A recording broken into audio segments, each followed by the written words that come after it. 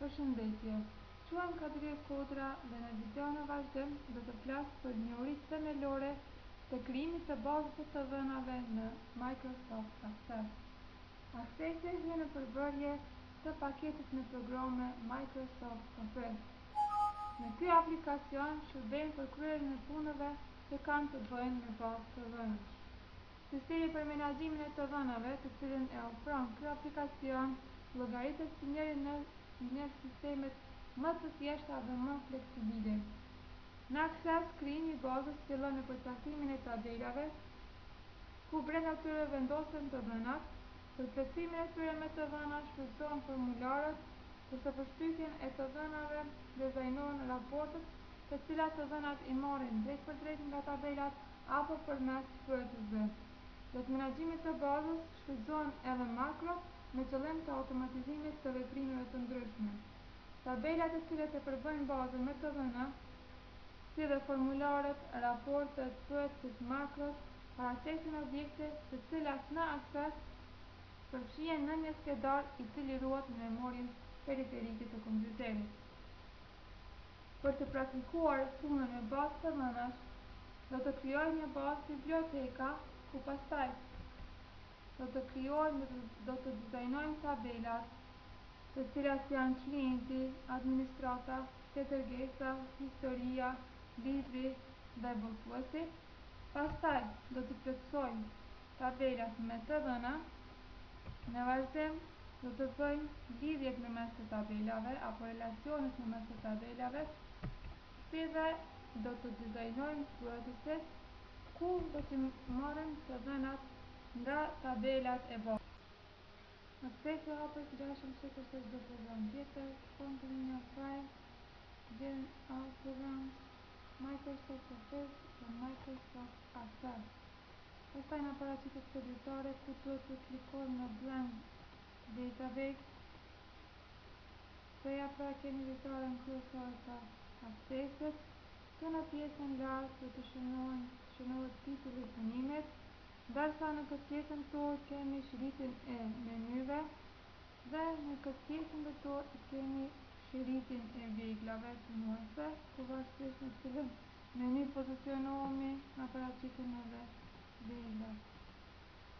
Tani do të bëjmë ruajtjen e bazës dhe do ta emërojmë. Shkojmë te menja File, Save Database As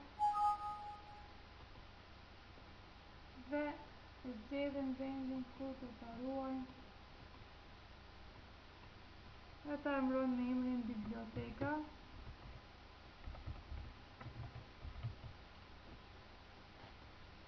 Tani pra kemi bërë ruajtjen e bazës. Tani do të bëjmë përcaktimin e tabelave, dizajnimin e tyre, si dhe plotësimin me të dhëna.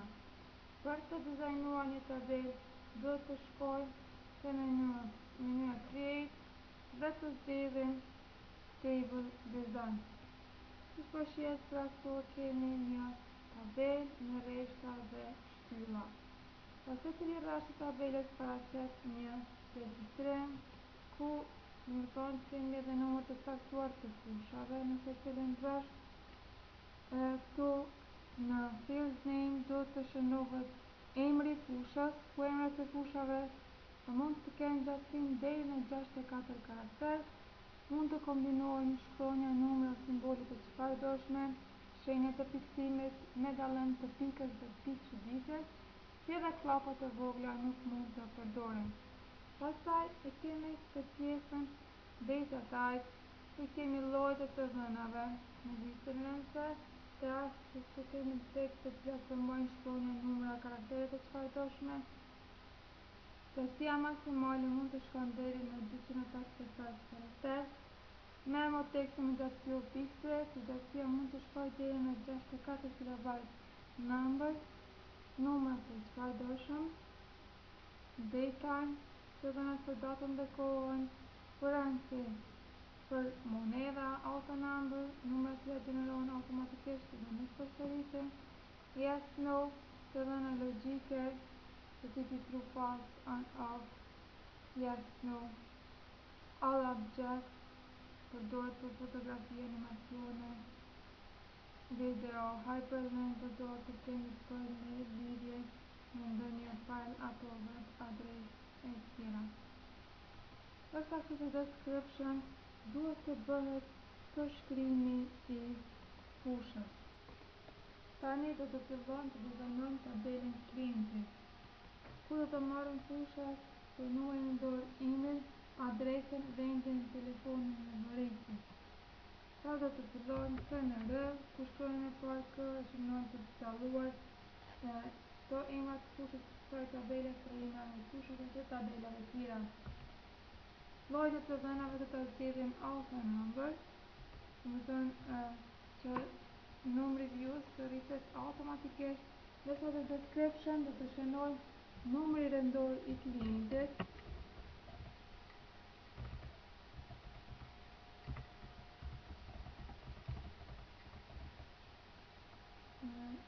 mbrapa auto number,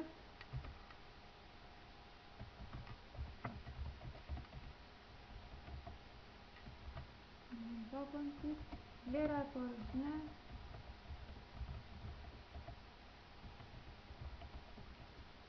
se gjithë një rritet për një.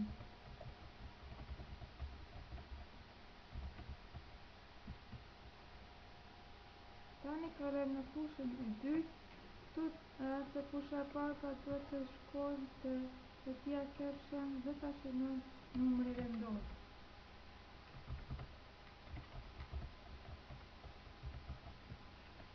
Pastaj shkojmë të plotësojmë fushën e dytë. Të emrit do ta zgjedhim llojin e të dhënave tag dhe do ta shënojmë emri dhe ndihemri I klientit.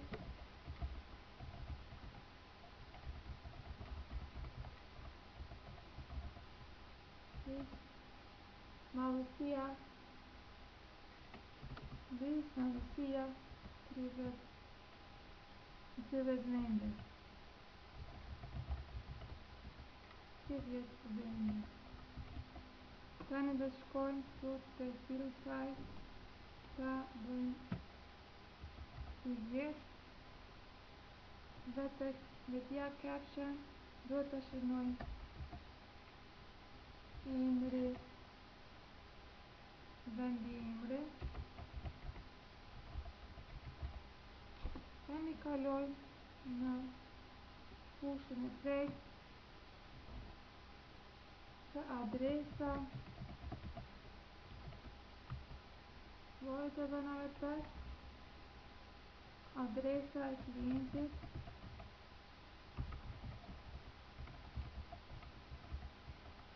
madhësia 15 vende.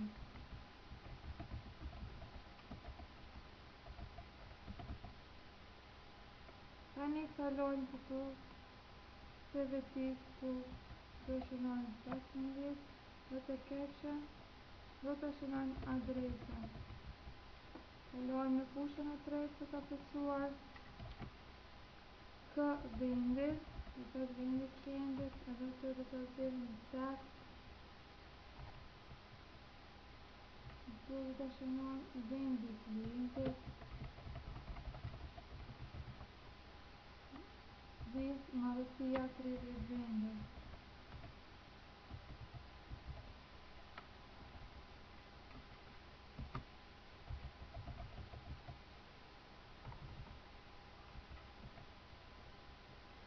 Tani do shkojmë të vetit, do shënojmë city dhe te caption e shënojmë vendi.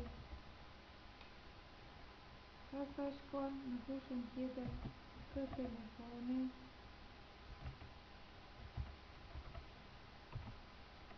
tag lloj të dhënave dhe këtu do të shënojmë telefoni I klientit,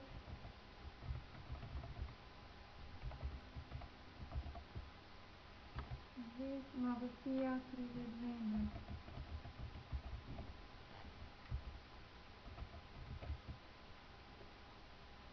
Tani kemi edhe fushën e fundit, pra këtu tani do të shënojmë 30 dhe te caption e shënojmë telefoni dhe fusha e fundit K dhe rating. Do ta zgjedhim memo, Dhe këtu të shënojnë bërritjen lidhur me klientin. Madhësia deri në 64 kW.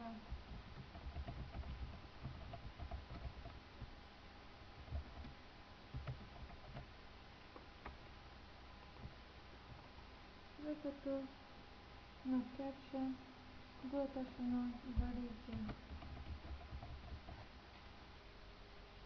Tani që kemi bërë dizajnimin e tabelës klientit, duhet ta vendosim qelësin parësor. Pra së pari selektojmë fushën ku dëshirojmë të vendosim qelësin parësor dhe klikojmë këtu në primary.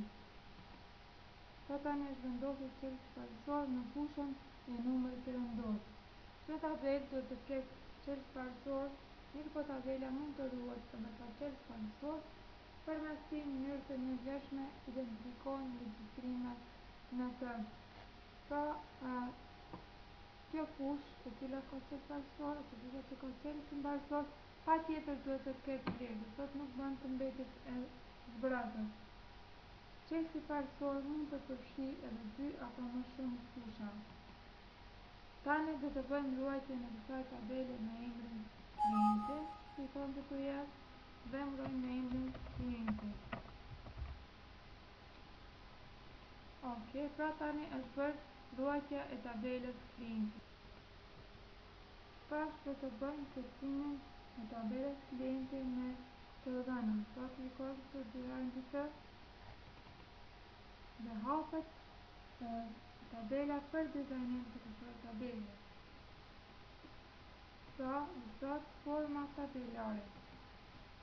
Nëse dëshirojmë të kalojmë nga kjo formë në formën dizajnuese, pra klikojmë këtu View dhe ja pra kemi formën dizajnuese. Ndërsa për të kaluar prapë në formën tjetër, klikojmë pra View.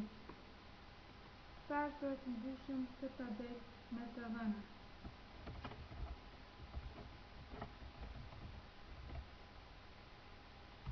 Adresa në trashëri,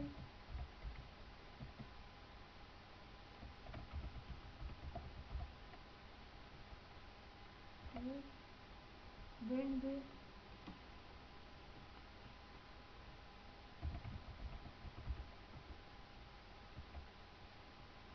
Prishtinë, telefoni 033 22 759. Bërritje që ta shënojmë si datë.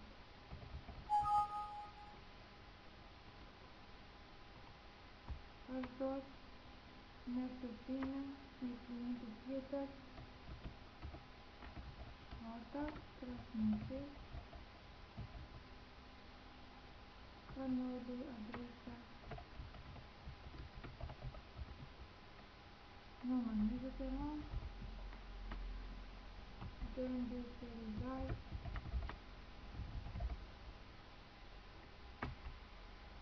telefoni 044 375 369.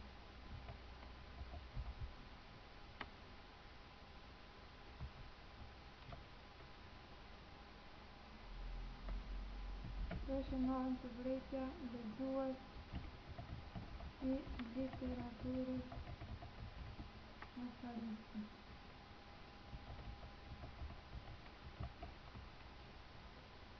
Pra nëse dojmë mund të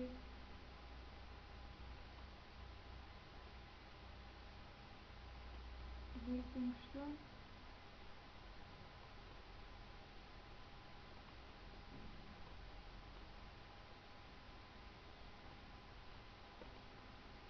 Ja, pra këtu përshihet se numri lindor, pra që rregullohet automatikisht, do të rrit për një numër vjetor.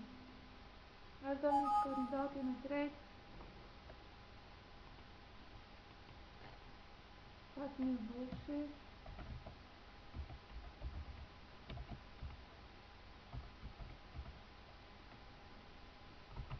Rruga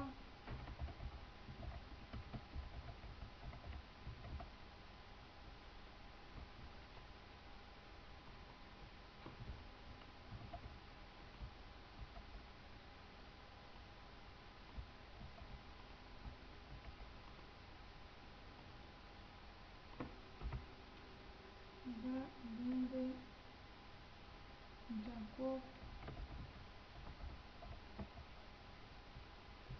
Telefoni 0626 250 374.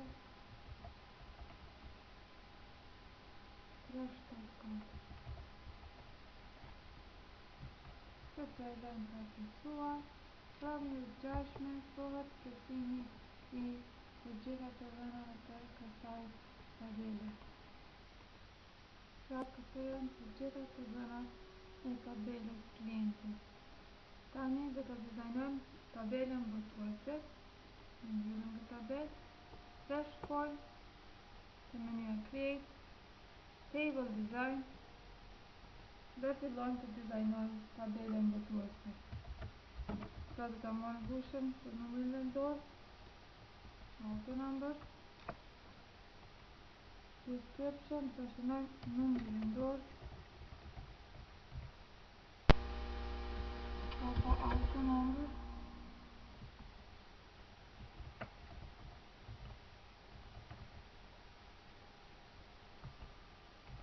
vlera apartment, dhe gjithë një rritët për një.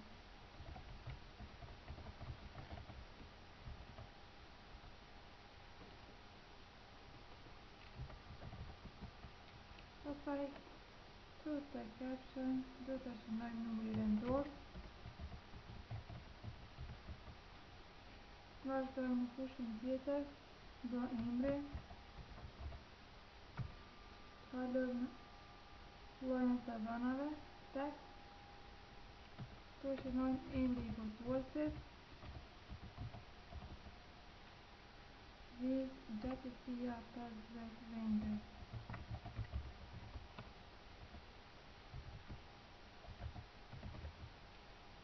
E tani këtu e shënojmë target, dhe të caption e shënojmë emri,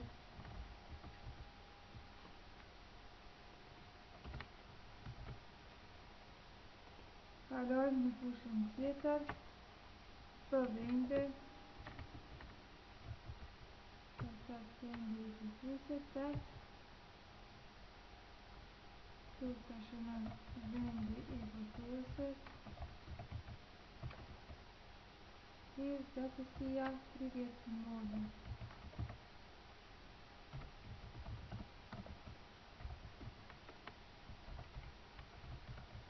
Dhe këtu në fill size e shënojmë 30, ndërsa të caption e shënojmë vendi i botuesit. Tani kemi përfunduar dizajnimin e tabelës botuese. Do ta vendosim çështjen parsor dhe bëjmë ruajtje në kësaj tabele me emrin botuesi.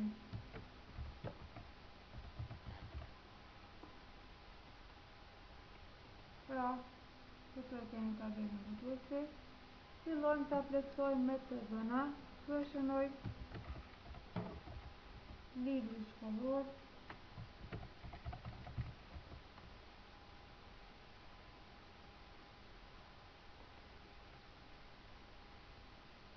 të vende shënojmë Prishtinë. Vazhdojmë me tjetrën, rilindja,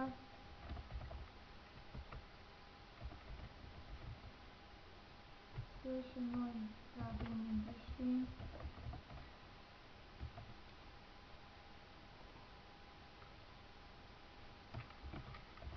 Universiteti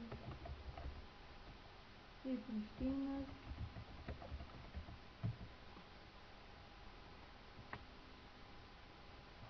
vendi Prishtinë,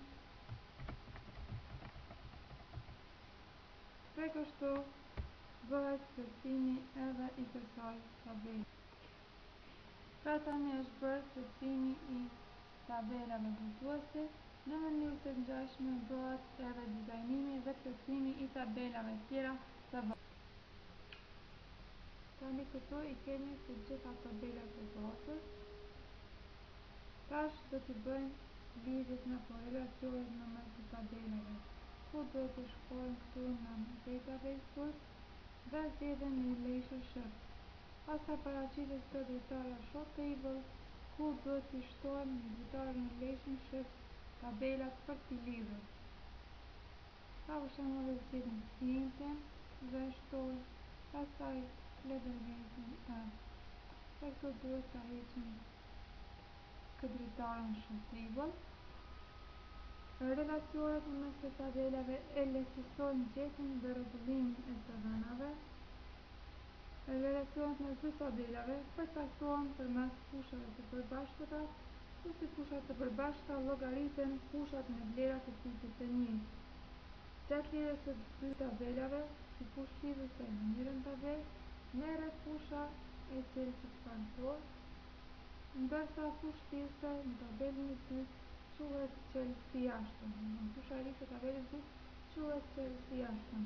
Kemi lidhje 1 me 1, 1 me shumë, shumë me 1 dhe shumë me shumë. Pra do të bëjmë lidhjen e tabelës klienti me tabelën së dërgesa, do të lidhim fushën KNR me KNR të së dërgesit. Këtu na paraqitet një dritare, ku nëse zgjedhim këtë opsionin Enforce Referential Integrity, do të thotë të dhënat e të dy tabelave mbrohen më mirë.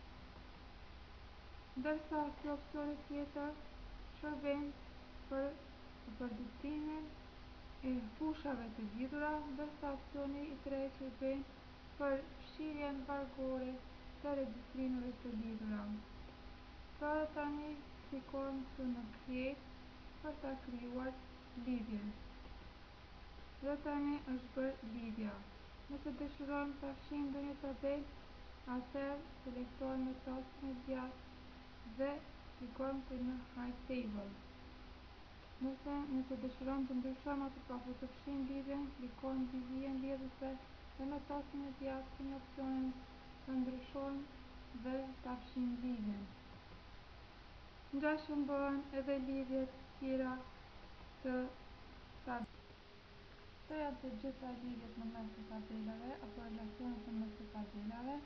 Pra nëse dëshirojmë të shtojmë ndonjë tabel, atëherë klikojmë këtu në Show Table dhe paraqitet dritarja Show Table, ku mund të zgjedhim ndonjë tabel dhe të shtojmë në dritarën Relationship. Pra tani duhet ta ruajmë lidhjen, klikojmë në Yes dhe tash kemi për edhe lidhjet në mes të tabelave. Tash në vazhdim do të bëjmë dizajnimin e këtyre të dy. Shkojmë në menin Create, Query Design, dhe ka në paraqitet dritarja për dizajnim të pyetjet dhe dritarja Show Table, ku duhet ta shtojmë tabelën apo tabelat për të dizajnuar. Pyetjet përdoren për krijimin e tabelave të përbashkëta, duke shfrytzuar të dhënat e zgjedhura nga tabelat e bazës. Pyetja mund të jetë i thjeshtë nëse dizajnohet duke shfrytzuar vetëm një tabel, ndërsa mund të jetë i përbërë nëse dizajnohet duke shfrytzuar më shumë tabela. Në Access Pro dizajnohen kategoritë të ndryshme të pyetjeve, pyetjet selektues, pyetjet kërkues, pyetjet për krijimin e tabelave, pyetjet për përditim dhe për shtim dhe fshirje. Tani do të dizajnoj një pyetje duke zgjedhur të dhënat e tabelës klienti. Pra selektojmë tabelën klienti dhe shtojmë për ta dizajnuar, pastaj mbyllim dritarën Show Table.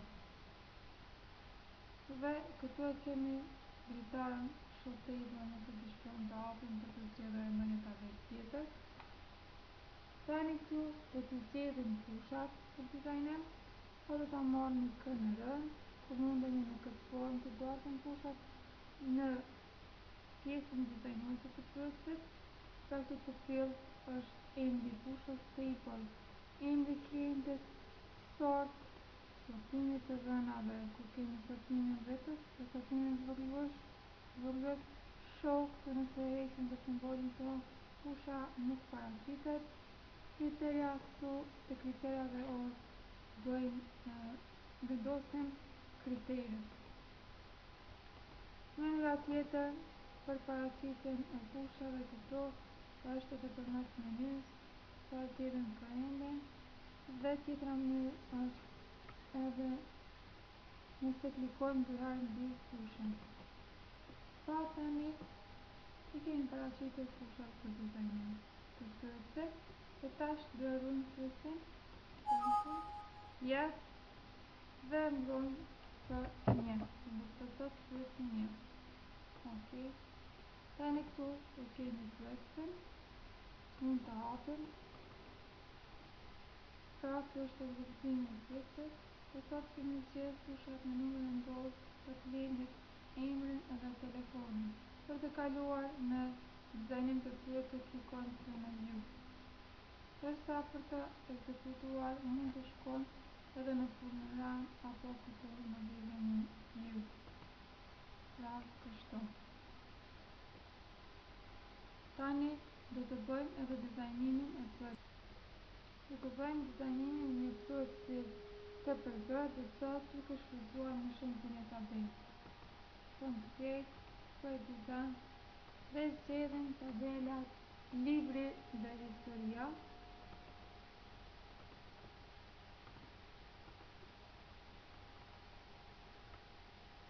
Tani do të paraqesim fushat për dizajner.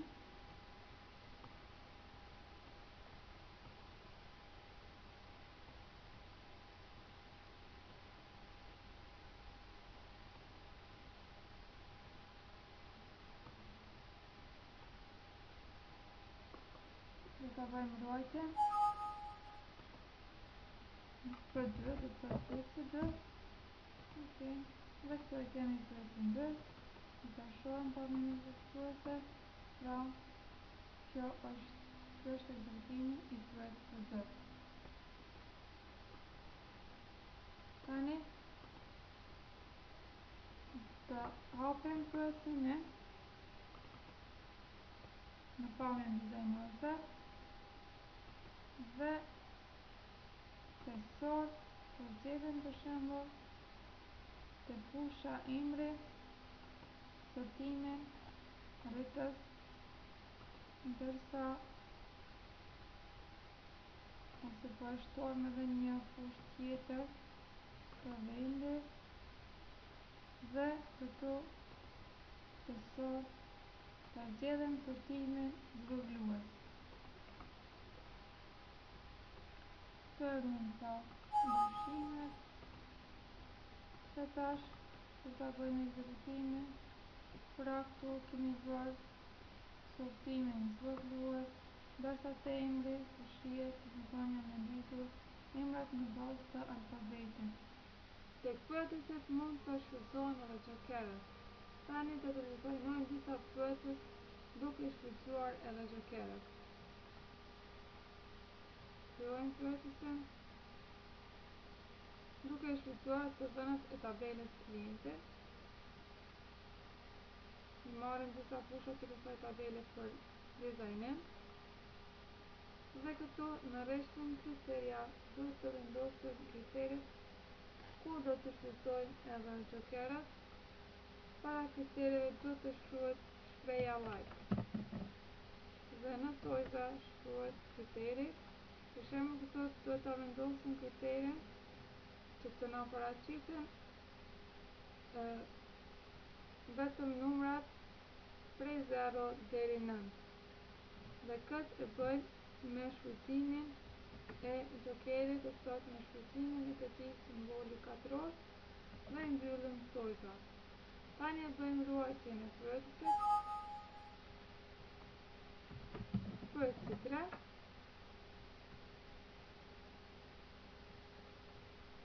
Dhe kjo është rezultati i ekzekutimit të këtij pyetësi. Do të thotë janë paraqitur vetëm klientat me numrin e dorë prej 1 deri 9. Tani dizajnojmë pyetjen tjetër për të parë shfrytëzimin e jokerëve tjerë. Dhe prapë i marrim të dhënat e tabelës klientit. Marrim disa fusha për të dizajnuar. Dhe këtu në rreshtin kriteria se fusha e emrit, shënojmë shprehjen like dhe vendosim kriterin që të na paraqiten klientët që fillojnë me shkronjën A, ndërsa shkronjën e dytë ta kenë njërin nga shkronjat prej G deri R, ndërsa vazhdimin e shkronjave të tjera të jenë të çfarëdoshme. Mbyllim folitat, do thotë në pozitën ku vendosin klapët e mesme, kompjuteri nënkupton njërin nga vlerat e përfshira brenda tyre, ndërsa në pozitën ku vendoset ylli, kompjuteri nënkupton kombinimet të shkronjave, numrave, simboleve të çfarëdoshme. Tani e bëjmë ruajtjen.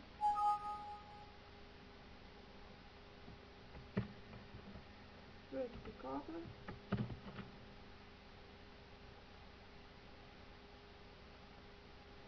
Dhe ky është rezultati i ekzekutimit të këtij pyetësi. Do të thotë i kemi 7 klientë që shkronjën e parë e kanë A, shkronjën e dytë e kanë njërin nga shkronjat prej G deri në R dhe shkronjat tjera janë të çfarëdoshme. Do të bëjmë në dizajnimin edhe të një pyetësi për të parë shfrytëzimin e jokerëve.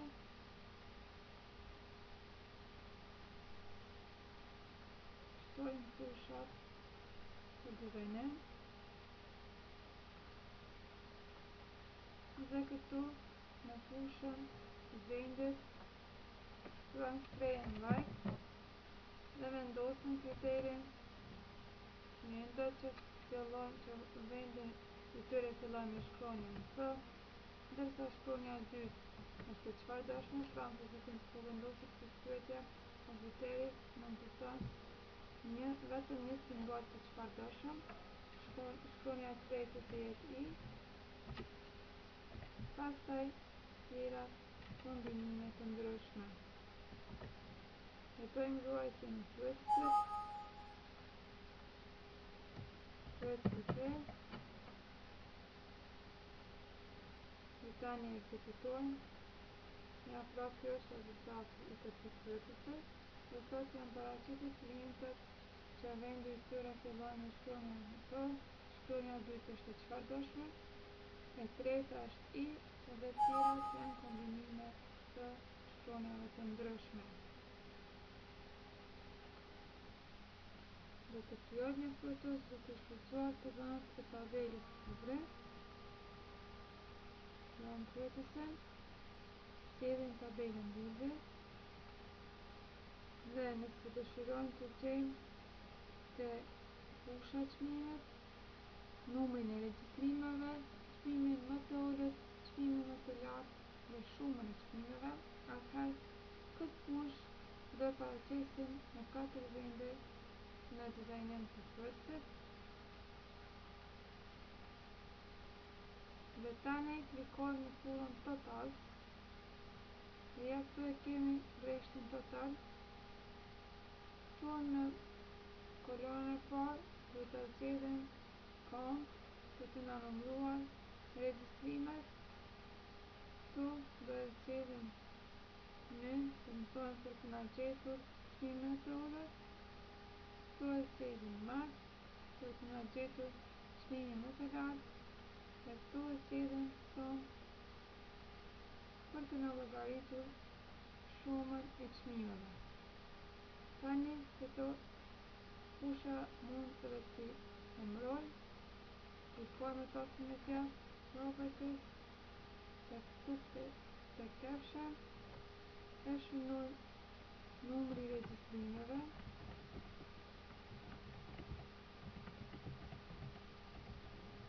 Kalojmë tjetrën, këtu e shënojmë çmimi më i ulët.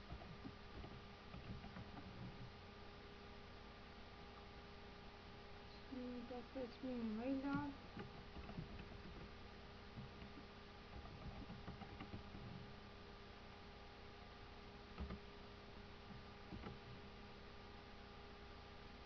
Dhe shuma e çmimeve.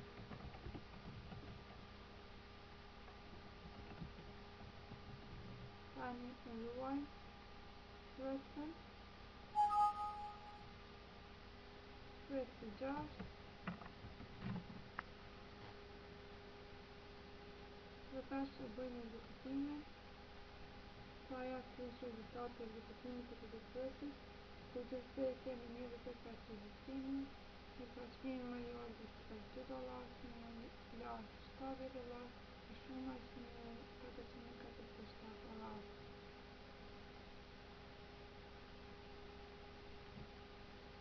Do të vazhdojmë prapë me pyetjet e tjerë.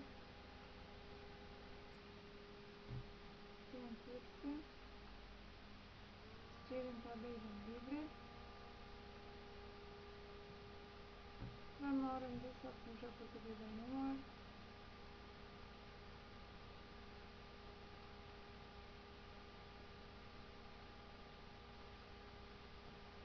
Tani në restin kriterja të shënojmë më e madhe dhe numrin 5, të thotë kërkën e paraqitur se prej numrit rendor 5, pastaj të çmimi vendosim kriterin fiksim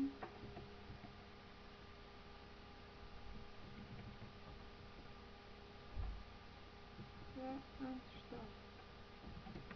Të thotë më paraqiten çmimet mes 3 dhe 7. Tani e ruajmë pyetjen. Pyetja 7.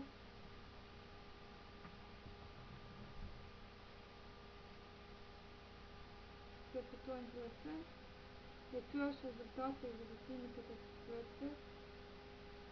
Pra janë paraqitur librat në numër rendor prej 6 e tutje dhe çmimet në mes 3 dhe 7.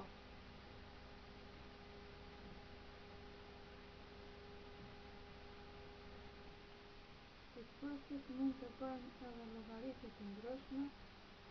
Pra tani fillojmë me pyetjes për të bërë llogaritje. Zgjedhim tabelën krim e librit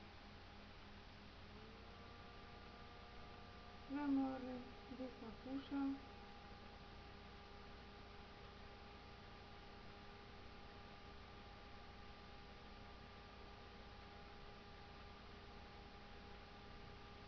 Tani nëse na duhet vlera e librave, të kemi vlerën e librave, atëherë këtu shënojmë vlera,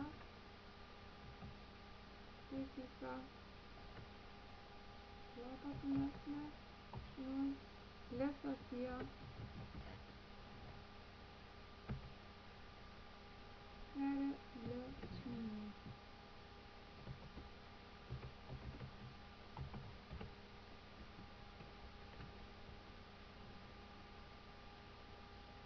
Pra kemi shtuar edhe një kolon në këtë tabelë.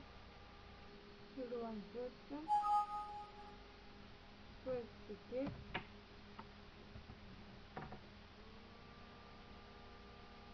Tani ekzekutojmë pyetjen.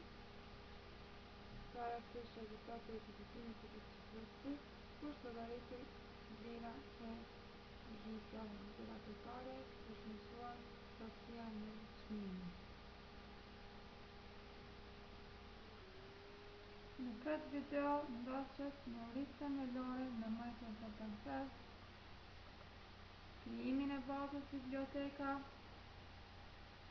dizajnimin e tabelave dhe fiksimin e tyre në të dhëna, relacionet në mes të tabelave, dizajnimin e pyetjeve që shfrytëzohen të dhënat e tabelave. Këto ishin të gjitha. Për çdo pyetje mund të më shkruani